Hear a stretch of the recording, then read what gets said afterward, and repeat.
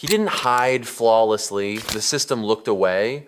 If Dexter has a biggest plot hole, it's that the Bay Harbor Butcher should have been caught by mid-season 2, and I can fix it in 5 smarter steps using receipts you can point to on screen.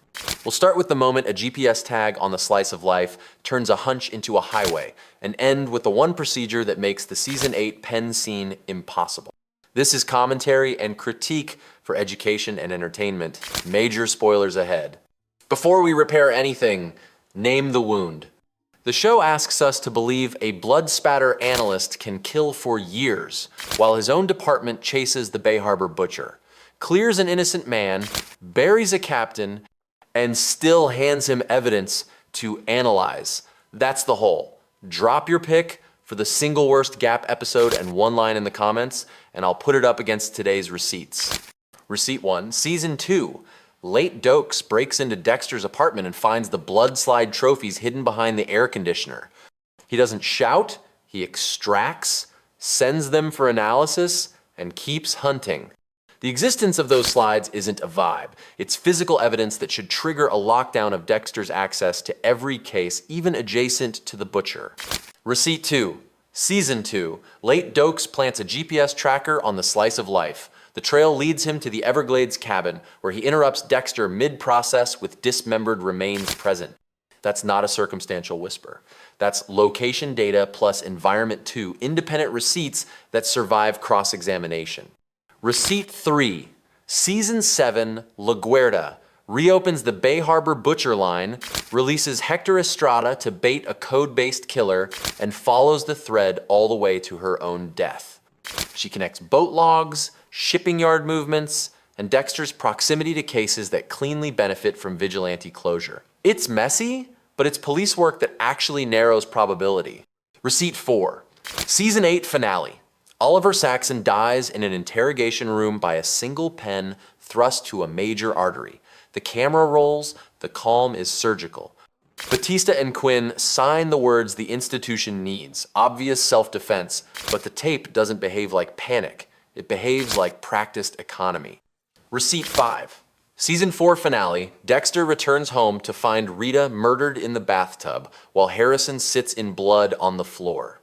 Trinity's timeline strains credulity for many viewers, but even if you accept it, the case demands an internal audit of Dexter's movements, contacts, and phone pings across the final 48 hours. That audit never lands on screen. So, fix it. 5 smarter steps that close the hole without breaking the characters.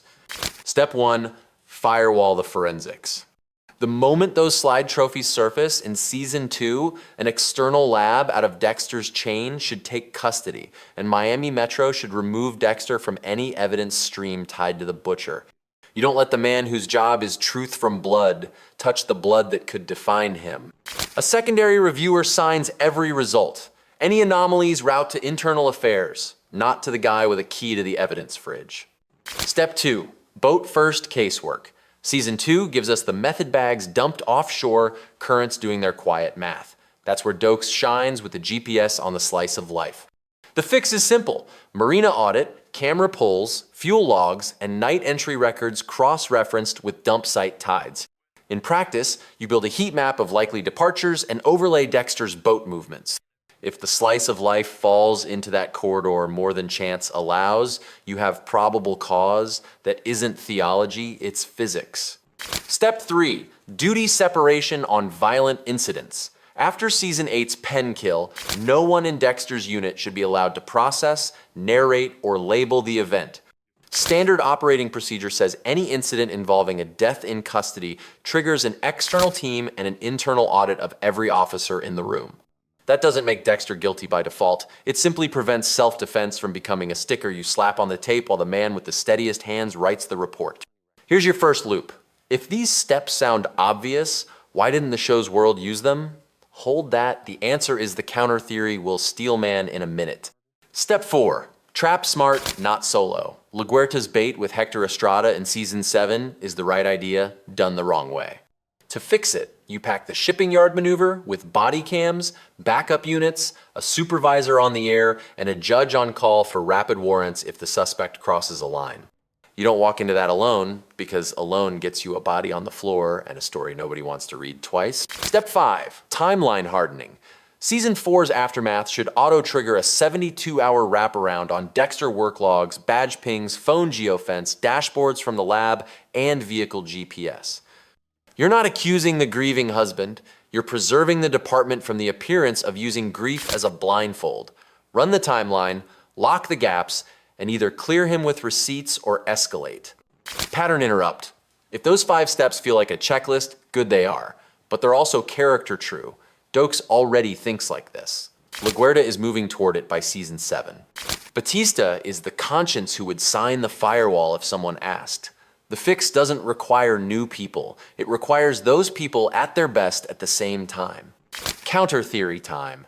Fans argue it's not a plot hole. It's psychology and politics. Dexter is charming, delivers results, and lives inside the building that blesses evidence. Doakes is radioactive after being labeled the Butcher. LaGuerta's death cuts the legs out from under the only captain brave enough to push. Deb is both shield and fuse. And season 8 is a department clinging to a story that lets it sleep at night. All true. Politics and grief do stall real investigations. But they don't negate the receipts, only delay them. The fixes above are specifically designed to work in a messy human environment. External labs for conflict of interest, boat math that doesn't care who shakes your hand, incident teams that arrive because policy says they arrive. Let's pay off the early loop with a test. Imagine we rerun season 2 with step 1 and 2 in place. Doakes seizes the slides and logs them with an external unit. Dexter is removed from any handling. Meanwhile, Marina analytics flag the slice of life inside the dump site corridor 3 times. Doakes plants the GPS, follows it to the cabin, and calls for backup instead of going alone. You don't get a cage and an explosion. You get a perimeter, photographs of plastic-wrapped tools, and a scene that ties to the slide biology the lab already pulled.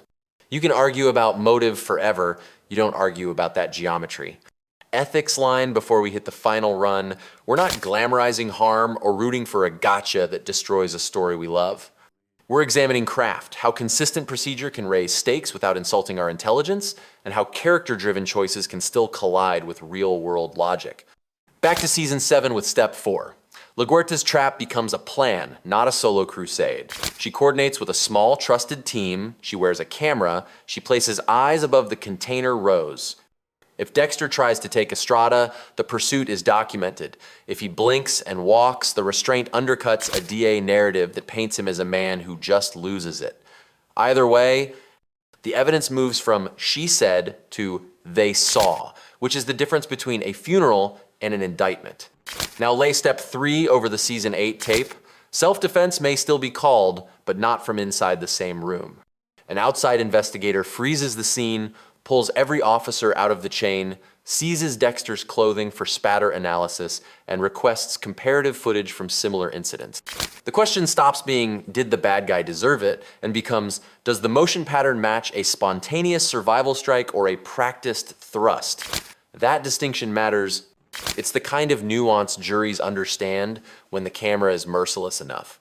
What about season 4's grief? Step 5 is cold, but it's merciful because it's fast. You run the wraparound on Dexter, you see what you see, and you move on. If he clears cleanly in a way that protects the department from the appearance of favoritism. If he doesn't, you don't have to accuse him on day 1. You simply stop letting him be the sole translator of crimson on tile. There's a quieter fix that rides inside all 5. Strip Dexter of narrative privilege. When he says, I'll run that test, somebody else does. When he says, I'll take point, somebody else steps in. It's not a witch hunt, it's boring, beautiful bureaucracy aimed at one goal. No single person owns the story of the blood. Let's take one more curiosity loop and pay it off. If the system got smarter in these 5 ways, would the show still be fun? Yes, more. Imagine Dexter forced into riskier, cleverer counter moves because policy keeps slamming doors. He has to cut deals he hates, reveal pieces of himself he never wanted to show, and tangle with Doakes and LaGuerta at their sharpest, not their loneliest. The suspense gets honest because the net is real. Place the strongest receipt where it belongs. Season 2's GPS tag on the slice of life leading Doakes to the cabin. That's the moment the magic trick is visible from the balcony. You can see the hidden door. With step 2, boat first, casework standardized, and step 4, don't go alone, enforced. You don't get a blown up witness and a legend, you get a case. Before we close, here's the Steelman one last time. Even with smarter policy, Dexter could still wriggle through. He's disciplined, he anticipates optics, he weaponizes people's love. Agreed. The fixes don't guarantee cuffs, they guarantee the story respects its own stakes. When the lab guy writes the rules turn to fog. When the lab guy meets a firewall, we find out who he really is. Type, I saw the receipts. If you'll rewatch Season 2's GPS trail and Season 8's interrogation tape with these 5 steps in mind. And tell me which single fix firewall, boat math, external incident teams, trap with backup, or timeline wrap would have broken Dexter's world first. Verdict. Dexter's biggest plot hole isn't that Miami Metro is dumb. It's that their smartest procedures arrive too late or not at all. Build the firewall, follow the water, separate duty from grief, trap with eyes, and harden the timeline, and the Bay Harbor Butcher turns from a rumor into a case file. Subscribe to Scene Autopsy, where we solve television mysteries with receipts.